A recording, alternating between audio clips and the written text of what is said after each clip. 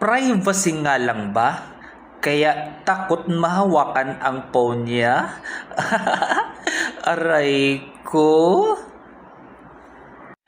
Hello, hello, hello. Hello Philippines. Hello world. Panibagong buhay, panibagong pag-asa. Ito po si Kalabs TV Vlog. Nasa inyo'y mabati. Chawut! So, kung partner mo siya, pero galit siya, hinahawakan mo ang cellphone niya, pwede mong sabihing privacy.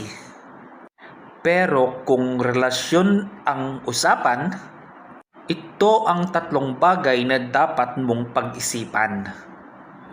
Una, ang relasyon na may trust, walang takipan.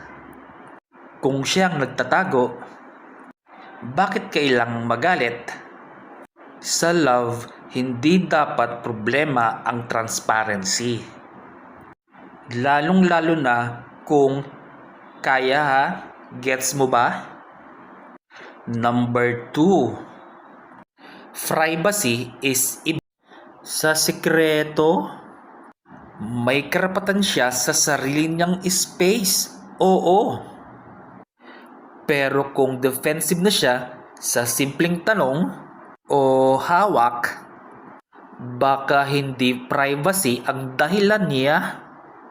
Baka guilt o nagsisinungaling lang siya. Pangatlo, galit ang unang pensa or depensa ng may tinatago. Minsan yung galit, hindi dahil na-offend sila, kundi dahil natatakot silang mahuli. At sa relasyon, ang galit na ganyan madalas may pinupuntahan.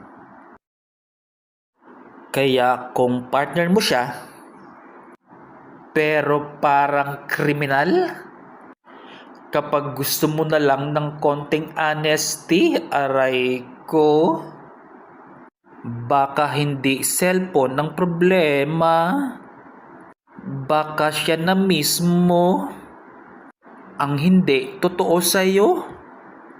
Kasi sa tunay na relasyon, walang takot sa katotohanan, aray ko. Chawut! O hanggang dito na lang, sa susunod ulit. Ito po si Kalabs TV Vlog na nagsasabing bye-bye. Chawut!